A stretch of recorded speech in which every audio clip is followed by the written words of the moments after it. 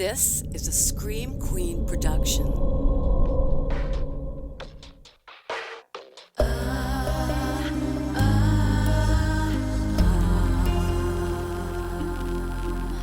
I never will forget the tragic ending met the day your last sunset.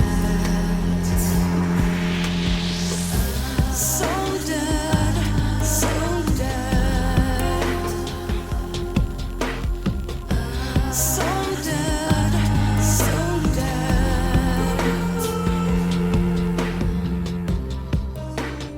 Welcome to So Dead. I'm your host, Jenn Carpenter. Happy True Crime Tuesday. Happy Taco Tuesday. Happy it's getting warmer and feeling like springtime Tuesday. Happy it's staying light out later Tuesday. We gotta find some things to be happy about these days. We just gotta. Okay, so you guys know that I cannot go too long without digging into a hometown case, something that is close to home for me. So today I'm going to tell you about the rootinest, tootinest lawman the city of Grand Ledge, Michigan ever did see. His name is Tom Toaz, spelled Toaz, so I suppose it could be Toaz, but I think that it's just toes, like toes.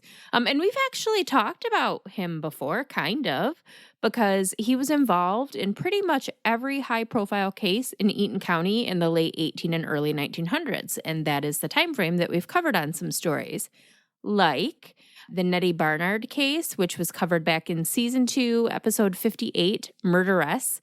It was the one where the pretty young wife and mother became obsessed with her crotchety old pastor. She followed him all over the state, and then she set his wife on fire. Remember that one? So Tom Toaz was actually a member of Nettie Barnard's defense team.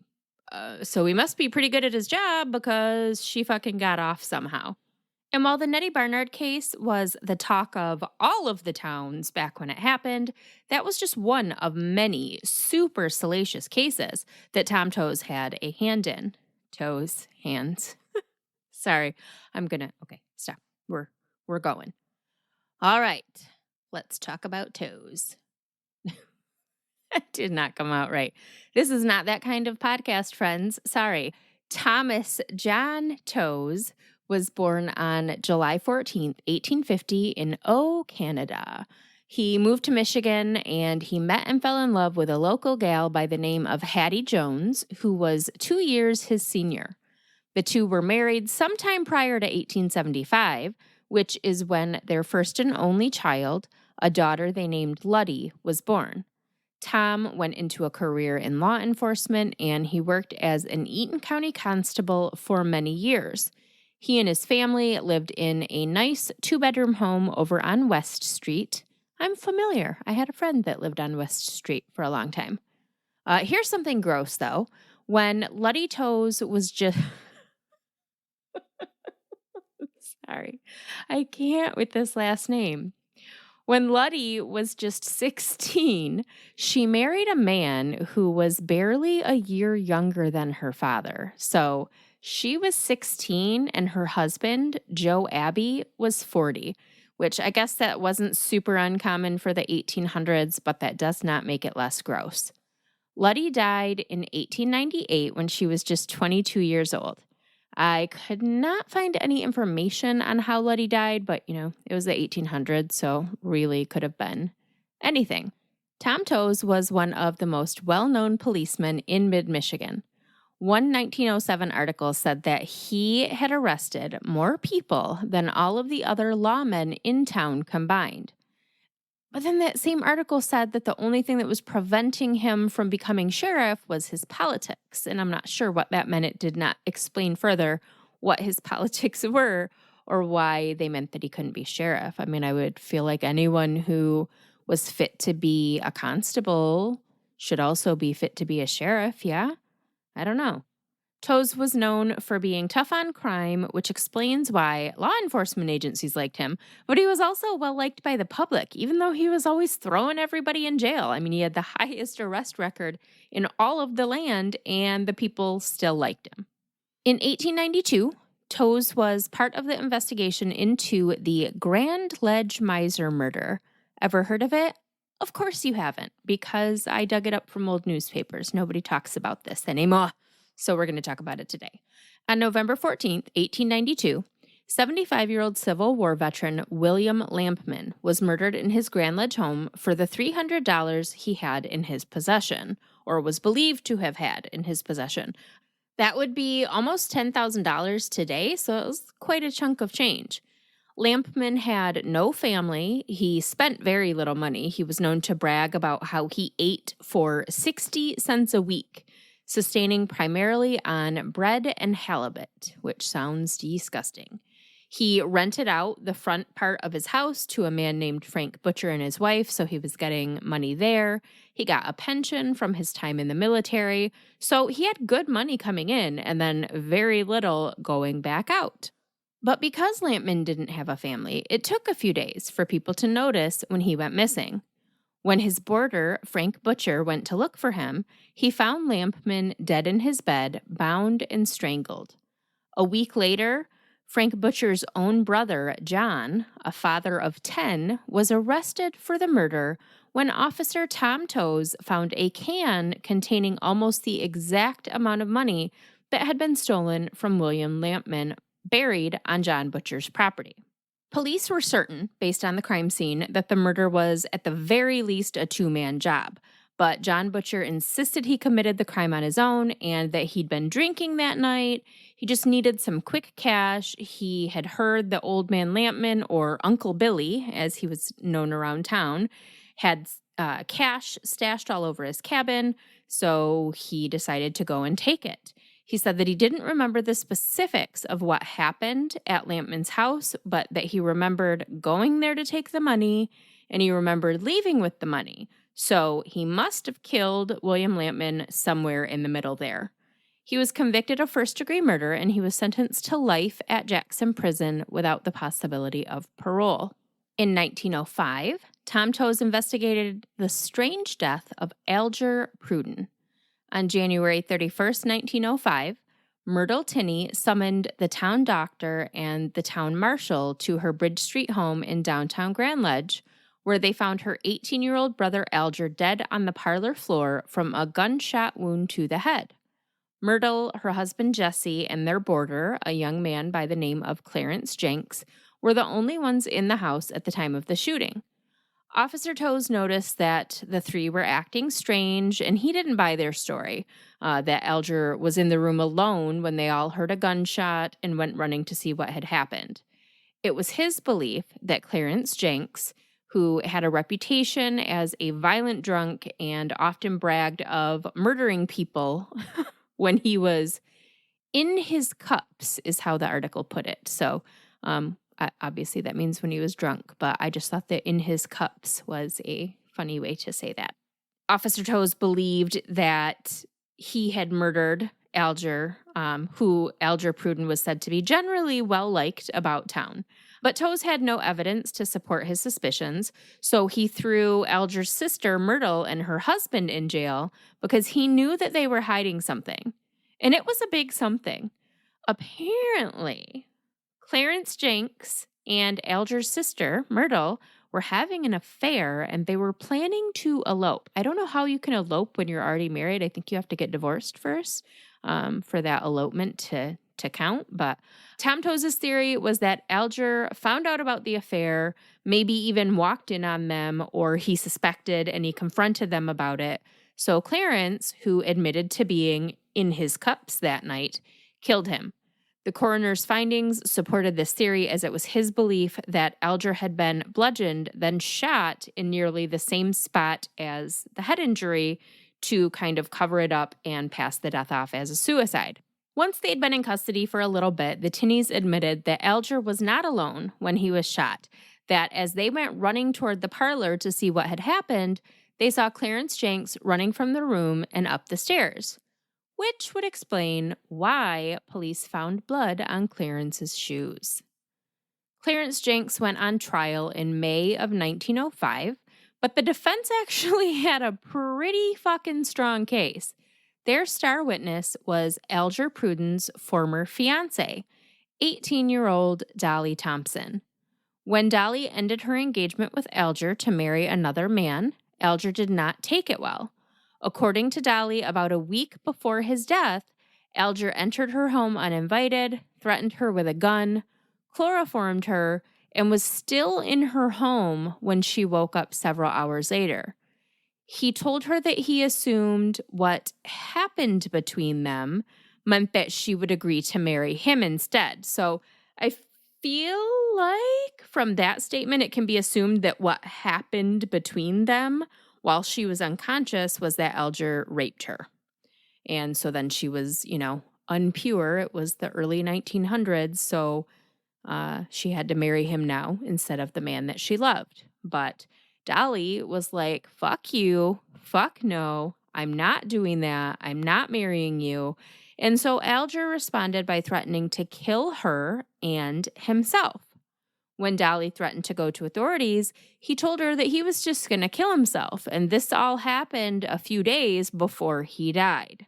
So the jury presented with two very compelling possible scenarios: that he'd been killed by his sister's secret lover to keep their secret, or that he had taken his own life because he had lost the girl he loved and done horrible things to try to keep her, and it still didn't work. The jury decided that Dolly Thompson was a credible witness and that Alger Pruden probably did, in fact, take his own life. So Clarence Jenks was acquitted for the murder. Now, there were a lot of other cases that Tom Toaz was involved in during this time frame, but there's a reason that I chose specifically the Grand Ledge Miser murder and the mysterious death of Alger Pruden to focus on, which you're about to find out. So, all of this drama brings us to 1907, when things got out of control real quick. In March of 1907, the Miser murder case reared its ugly head again. So this is 15 years later. John Butcher, who was in prison for the murder, decided after being in prison for 15 years that he could not spend the rest of his life there. So he remixed his confession. He claimed that a man by the name of Silas Compton, a blacksmith from Eagle, Michigan, was the mastermind behind the plan to rob William Lampman, and that he was actually the one that killed him. When Tom Toaz heard this, he was pumped because he'd always believed that Silas Compton was involved. He never thought that John Butcher acted alone. He believed it so much, in fact, that when Compton up and abandoned his entire life and fled the state, which he did when he heard that John Butcher had been arrested for the murder, Tom Toaz tracked him down. I'm so sorry. I can't. It just sounds like I'm starting the start of a nursery rhyme. Tommy Toes counted his toes. No, I'm sorry. I'm so tired, you guys. We're going to delete that. Tom Toaz tracked. I can't do it. It's like a tongue twister, and I can't get past it to continue this sentence coherently. Okay, one more time. Tom Toaz tracked Silas Compton down to Pennsylvania, and he paid law enforcement there to keep tabs on him just in case. According to John Butcher, the only reason that he took the rap was because the truth would implicate his brothers, and he wanted to keep them safe. Allegedly, Silas Compton convinced the Butcher boys that Uncle Billy had thousands of dollars hidden in his house, and they came up with this elaborate plan to rob him. But at the last minute, John's two brothers backed out, so it was just him and Silas. So it was just him and Silas that entered the Lampman home with the intent to rob it. They found the old man in bed, but before they could even tell him why they were there, they heard someone outside. So Silas Compton sent John Butcher out to keep people away from the house. John stood guard outside. Silas came out after a bit, tossed him some cash, and the men took off. It wasn't until John Butcher read about the murder a few days later that he realized Silas Compton had murdered William Lampman. Armed with this new information, authorities were like, well, shit, how do we find this guy now? It's been 15 years. To which Tom Toaz replied, I know exactly where he is. I've been keeping tabs on him this entire time. So Officer Toaz and the prosecuting attorney traveled to Pennsylvania, picked Silas Compton up, and brought him back to Grand Ledge to stand trial. That trial began on Monday, June 24th, 1907. The Compton trial wasn't the only high-profile case on Tom Toaz's plate that summer, though. Just a few days before the trial began, he arrested 3 Grand Ledge residents for enticing a child for immoral purposes. Allegedly, the trio took 14-year-old Lucille Maxwell from her Grand Ledge home out to Portland, which, for those of you not local, that's just another town, a good little 20-minute drive down the road. Not too far. Well, probably a lot farther back in the early 1900s, but nowadays it's about a 20-minute drive. So these 3 people basically took this little girl out to another city to pimp her out. And who were these 3 individuals? Ambrose Gallop, one of the wealthiest men in Grand Ledge at the time, his friend Frank Brown, and a woman named Myrtle Tinney. Myrtle Tinney, the sister of Alger Pruden, who is the teenager who maybe took his own life, maybe was murdered in his sister's Bridge Street home. So, this was a big fucking deal around Grand Ledge. A bunch of well-known, upstanding residents charged with running an underage prostitution ring in Grand Ledge? Well, I never. June 27th, 1907 was a Thursday. 56-year-old Tom Toaz was in the thick of the new Miser murder trial, which either way he couldn't win. He'd either railroaded a father of 10 and sent him to prison for 15 years for a crime he didn't commit, or he'd snatched a perfectly innocent 70-year-old man out of his perfectly peaceful life in Pennsylvania, dragged him back to Michigan, and put him on trial for a 15-year-old murder for no reason. Just not a good look for Tom Toaz all the way around.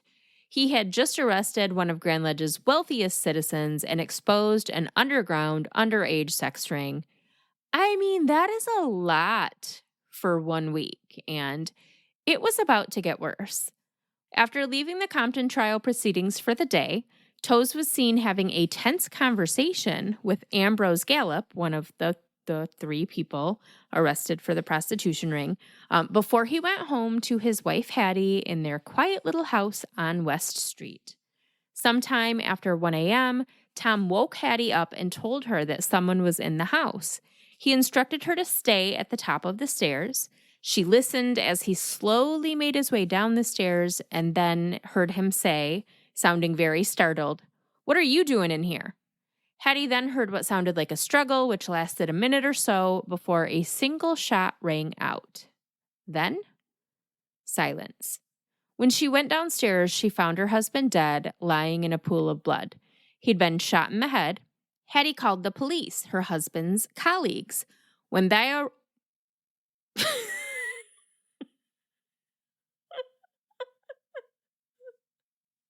don't know what the fuck that was.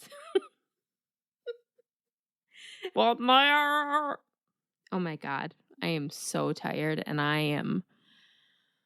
Okay. When they.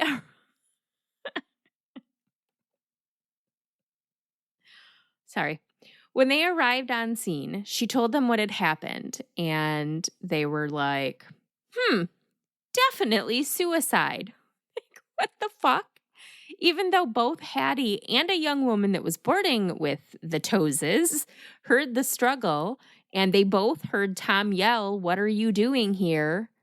His friends and colleagues of decades were all like, nope, that was just all for show. He definitely killed himself. He just wanted it to look like a murder. So the big irony here is, in the Alger Pruden case, which very well could have been a suicide, authorities were like, looks like a suicide, but we think it was murder. And then in the Tom Toaz case, it was the opposite. definitely looks like a murder, but we're sure it was a suicide. Like, what the fuck were these guys doing? A coroner's inquest panel could not reach a decision on whether Tom Toaz's death was murder or suicide. Authorities maintained that it was suicide, so that wound up being the official ruling. But Hattie Toaz was... It doesn't stop being funny, and I'm sorry. Hattie Toaz was adamant until the day she died, many, many years later, that her husband was murdered. So, after Tom Toaz's mysterious death, Silas Compton was acquitted for the murder of William Lawman, which meant that John Butcher was rearrested and sent back to prison. Have no fear, though. The governor pardoned John Butcher just a few years later in 1911, and he was freed for a second and final time. Myrtle Tinney was sentenced to 1 to 3 years behind bars for enticing a child for immoral purposes, and I couldn't find anything about what happened to her accomplices, probably because one of them was the richest man in Grand Ledge and paid to keep his name out of most of the papers. That's just my guess, though. But her other accomplice, the man that she was having an affair with that maybe / probably killed her little brother, Clarence Jenks, in 1912, when he was 32, Clarence Jenks murdered a teenage girl and then killed himself in front of a restaurant full of people. Clarence was married at the time, but he had become obsessed with 18-year-old Inez Volkema, a waitress at the Grand Rapids restaurant that he frequented. He became so obsessed with Inez that his wife filed for divorce and he had to move in with his auntie. On October 15th, 1912, wearing his uncle's best suit, Clarence entered the restaurant during the dinner rush and proposed to Inez in front of the entire restaurant. She turned him down, of course, because ew, fuck you, get away from me. I just serve you grits every morning. Ew. And as she turned away to serve the order that she was carrying in her hands to a table, Clarence pulled out a gun and shot her in the back, killing her instantly. He then, in front of the entire restaurant, shot himself in the head. The bullet only grazed his temple, so he pulled a vial containing 2 ounces of carbolic acid from his pocket and swallowed it. He was dead before police arrived. And now I am also deceased because that entire story was way too wild, like way too wild to be a thing that actually happened anywhere, but especially in Grand Ledge. And if you're not local to like the Lansing area or Michigan even, and you're not familiar with Grand Ledge, just picture the cute, small, perfect little town where like everything gets swept under the rug and nobody talks about the unpleasant things and the town's image is actually more important than what's really going on. That's Grand Ledge in a nutshell for you. But there are still so many questions about this one. Was Tom Toaz murdered? Of course he fucking was. That's not a question. But by who? I mean, who killed him? So many options. And why did the police, his colleagues, cover it up? What are your theories? I would love to hear them. And that is the story of Eaton County's most infamous lawman that everyone forgot about after he died. Thank you for coming to my Dead Talk. My resources for today's episode were just a lot of old newspapers because this story exists nowhere in the free world. Well, I mean, I guess it does now, doesn't it? All right, time for a little liquid cheese. I think I've mentioned like 4 times during this episode that I am really tired.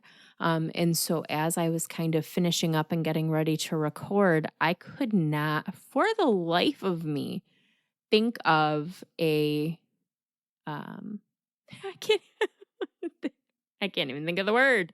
I couldn't think of a liquid cheese topic. I told you guys I was running out of true crime stories. The Candy Bandit brought me kind of one more, but I think I really, for now at least, am out of like personal true crimey, dark, macabre tales. So I asked my husband to pick a topic, just any topic for me to discuss during Liquid Cheese. And he told me that I should talk about guilty food pleasures. And at first I was like, what? That's weird. Why? Why? And then you reminded me that every day for the past month, sometimes more than once a day, I have gotten a smoothie from Tropical Smoothie because I love them. So I guess that's my current guilty food pleasure. I don't drink coffee. I don't know if I've ever told you guys that before. I don't like it. So my caffeine comes from like soda pop, and that's about it. So I've been getting like Energizer and some vitamins added to my smoothie. And yeah, it's like a full on addiction at this point. My favorite is the Bahama Mama, but I tried a new one today called the Sunshine, and it was very banana-y, and I liked that one too. So yeah. I don't know really where else to go with this one, except to tell you that it's not limited to smoothies. I love all frozen things, including slushies, and I have wanted my own slushie machine for my whole life. So for Christmas last year, not just this past Christmas, but the one before that, I got a gift card to Amazon from my boss at the time when I was still gainfully employed. And I was like, I know what I'm buying with this fucking thing. There was this cup that I had seen in like a late night BuzzFeed article that supposedly turns any sugary drink into a slushie. It's called a Zoku, Zoku is the brand. So I bought one and I'm obsessed with it. My only problem, I probably need like 3 of them because the cup has to freeze for like 24 hours before you use it. So I take it, I make myself a slushie using soda or using juice. You can do shakes with like chocolate milk and strawberry milk, but I was not a big fan of those. But like the soda ones and the juice ones are really good. So I'll make one and then I'll want another one, but I have to wait like a whole day, which is probably a good thing, health-wise. But, when you want a slushie, you want a slushie. And sometimes you don't want to wait 24 hours to have another one. So, yeah, I'm just rambling at this point. Guilty food pleasures for me are frozen drinks, smoothies, slushies, obsessed.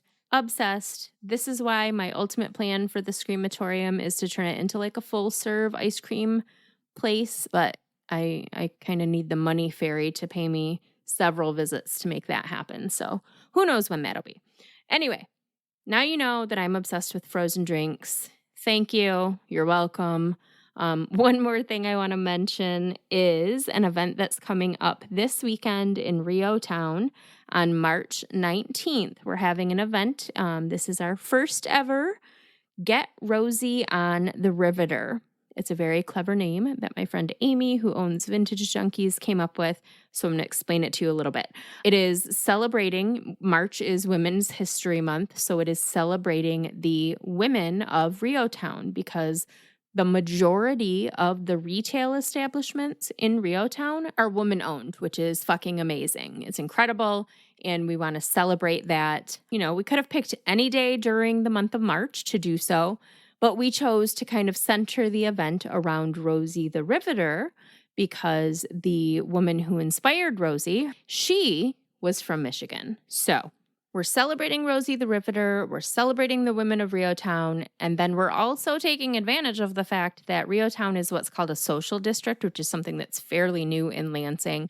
Basically, you can purchase alcoholic beverages from one specific bar right now, but eventually it will be most of them. So there's a bar and brewery called Sleepwalker, and you can purchase alcoholic beverages from them to go, and then you can walk around Rio Town and shop. So Get Rosie has a double meaning. We're talking about Rosie the Riveter. We're talking about getting a little Rosie because you're going to sip and shop. And then on the Riveter is because we're right on the river. So it's just like a clever little play on words that Amy came up with, and I love it. So if you're in the Lansing area or feel like coming to the Lansing area this weekend, we're going to have a lot of good sales and special merch, and it's just going to be a really great opportunity to support woman-owned small businesses in Michigan. Can't go wrong with that. And that's all I've got for you today. Thank you for tuning in. A new True Crime Storytime is coming your way next week, and then a new episode of So Dead the week after that. Make sure that you're following me on TikTok under Scream Queen 517 and follow along with So Dead's Facebook page and discussion group.